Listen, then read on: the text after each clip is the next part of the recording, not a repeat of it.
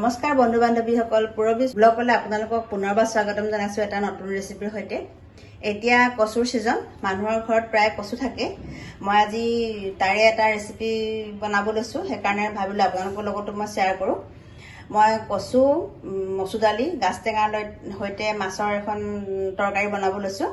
খাবলৈ বহুতেই সোৱাদ হয় আৰু সময়ো কম লাগে, বনাবলৈও বেছি বস্তুৰ প্ৰয়োজন নাই। মই এফালে গাজ টেঙা লৈছোঁ। গাজ টেঙা মোৰ ঘৰতে বনাই থোৱা আছিলে, মই ডাঙৰ চামুচে 2 চামুচ লৈছোঁ।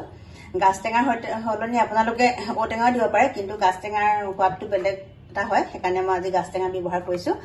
আৰু মই এমুঠি দালি লৈছোঁ, দালি বেছি লোৱা নাই, মচুৰ দালি লৈছোঁ। আৰু এটা মই মিডিয়াম চাইজৰ কচু লৈছোঁ, আৰু লগতে এটা পিঁয়াজ মিহিকৈ কাটি লৈছোঁ। এফালে ধনিয়া লৈছোঁ, ধনিয়া অলপ কমকৈ আছিলে, মই তাকে ব্যৱহাৰ কৰিম। আৰু 2টা শুকান জলকীয়া, এচামুচ হালধি, এচামুচ নিমখ আৰু এচামুচ পাঁচফোৰণ লৈছোঁ। এফালে মাছ 5 পিচ লৈছোঁ, মই আগতে ফ্ৰাই কৰি ৰাখিছিলোঁ। প্ৰথমতে মই কচু আৰু মচুৰ দালিখিনি কুকাৰত হুইচেল মাৰি ল'ম, কাৰণ কচুটো সিজিবলৈ অকণমান দেৰি লাগে। কচুটো যদি আপুনি সৰু সৰুকৈ টুকুৰা কৰি হুইচেল এটা মৰাই লয় কুকাৰত, তেতিয়া তৰকাৰীখন বনাওঁতে বেছি সময় নালাগে। আৰু তাৰপিছত চাই থাকক আপোনালোকে, ভিডিঅ'টো শেষলৈকে স্কিপ নোহোৱাকৈ চাই থাকিব। মই কেনেদৰে আজি ৰেচিপিটো বনাম আপোনালোকক তাকে দেখুৱাব লৈছোঁ। এইফালে মই কচুটো কাটি ভালদৰে ধুই টুকুৰা কৰি ল'লোঁ, আৰু দালিখিনিও ধুই ল'লোঁ। ধুই এইফালে মই এটা কুকাৰত পাতি দিছোঁ। এতিয়া পানী বেছি দিয়া নাই, পানী মই অলপ দিছোঁ। আৰু এতিয়া লগতে নিমখ দি দিম।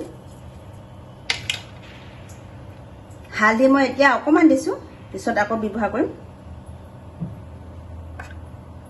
এবাৰ গেছটো জ্বলাই ঢাকনখন মাৰি এটা হুইচেল মাৰিব দিম। বেছি হুইচেল মাৰিব নিদিওঁ, কাৰণ নহ'লে কচুটো ভাঙি একদম গলি গ'লে খাবলৈ নাথাকিবই, গতিকে মই অকল হুইচেল এটাই মাৰি ল'ম। এইফালে এটা হুইচেল মাৰিলোঁ, এয়া দালি ধুনীয়াকৈ সিজি গ'ল। দালিখিনিও ভাল, কেতিয়াবা কিছুমান দালি এটা হুইচেল মাৰিলে নালাগে, 2টা-3টা হুইচেল মাৰিলে নিসিজে, এটা মাৰোঁতে সিজি গ'ল। কচুটো বহুত ধুনীয়াকৈ এটা হুইচেলতে সিজি গ'ল। এইফালে মই এখন কেৰাহী পাতি থৈছোঁ, কেৰাহীখন গৰম হ'ল। ইয়াতে এতিয়া অকণমান তেল দি দিম।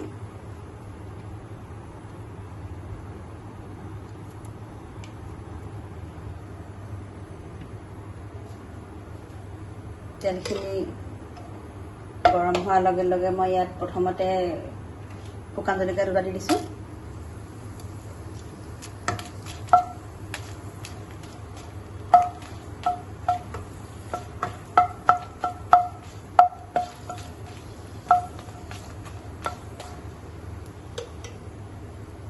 লগতে ইয়াত মই এতিয়া পাঁচফোৰণখিনি দি দিম।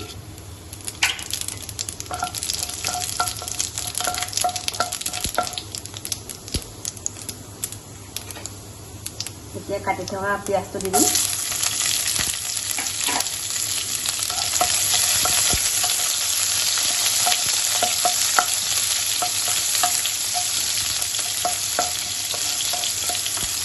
এতিয়া ইয়াত মই বাকী থোৱা হালধিখিনি দি দিম।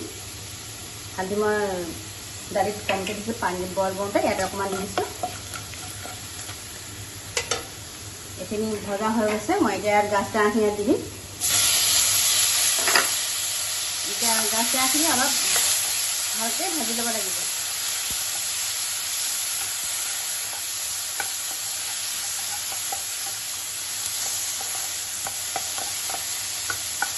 গাজ টেঙা খাই বেয়া পোৱাসকলে আপোনালোকে ঔটেঙা দিও বনাই খাব পাৰে, কিন্তু গাজ টেঙাৰ টেষ্টটো বেলেগ আৰু ঔটেঙাৰ টেষ্টটো বেলেগ। মই আজি সেইকাৰণে গাজ টেঙাৰ লগতে বনাই খাব লৈছোঁ।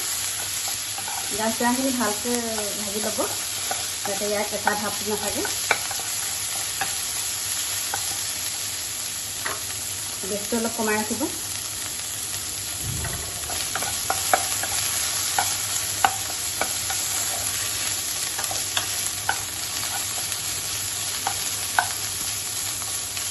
কচু, দালি আৰু গাজ টেঙা ইয়াৰ জুতিটোৱে বেলেগ। লগত মাছ দি দিলে খাবলৈ আৰু বেছি সোৱাদ হয়। গতিকে আজি এনেদৰে বনাই খাব লৈছোঁ। আপোনালোকৰ লগতো তাকে মই শ্বেয়াৰ কৰিছোঁ। যদি মোৰ ৰেচিপিটো ভাল পায় তেনেহ'লে এবাৰ ট্ৰাই কৰি চাব। আৰু এতিয়া গাজ টেঙাখিনি ভাজি হৈ গৈছে, মই ইয়াত এতিয়া বইল কৰি ৰখা দালি আৰু কচু ইয়াতে বাকি দিম।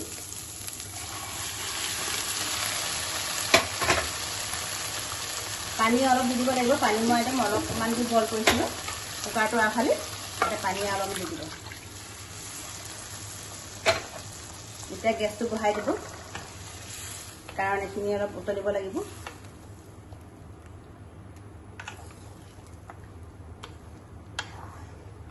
গাজ টেঙা, কচু, দালি যেতিয়া উতলিব, ইয়াৰ তেতিয়াহে ভালকৈ আহিব। মই পানী অলপ দি দিছোঁ। এতিয়া দালিখিনি এটা উতল আহিবলৈ দিম।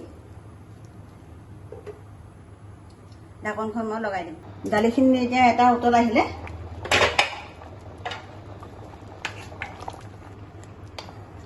এতিয়া মই ইয়াত ভাজি থোৱা মাছ কেইপিচ দি দিম।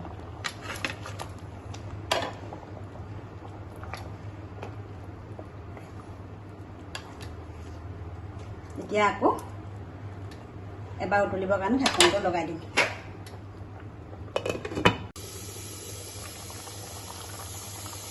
এতিয়া মোৰ ইয়াত হৈ গ'ল দালি তৰকাৰী বনাই। মাছৰ সৈতেও গাজ টেঙা, কচু, মাছ আৰু দালি মোৰ বনাই ৰেডি।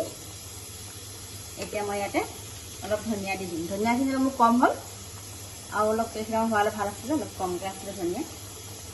একো নাই বাৰু, ধনিয়া চেণ্টটো আহিলেই হৈ গ'ল। আপোনালোকে যদি আছে অলপ সৰহকৈ দি দিব। এয়া মোৰ ৰেডি হৈ গ'ল। খাবলৈ বহুত টেষ্ট হয়, আপোনালোকে এবাৰ নিশ্চয় ট্ৰাই কৰি চাব। এতিয়া মই ইয়াতে অলপ খাবলৈ উলিয়াই দিছোঁ।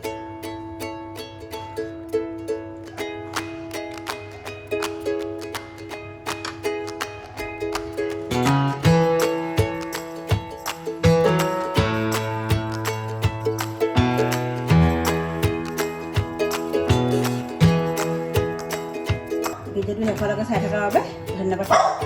এটা নতুন ৰেচিপি হয় আপোনালোকৰ মাজলৈ অহা প্ৰতিশ্ৰুতিৰে আজিলৈ আহোঁ। Bye bye.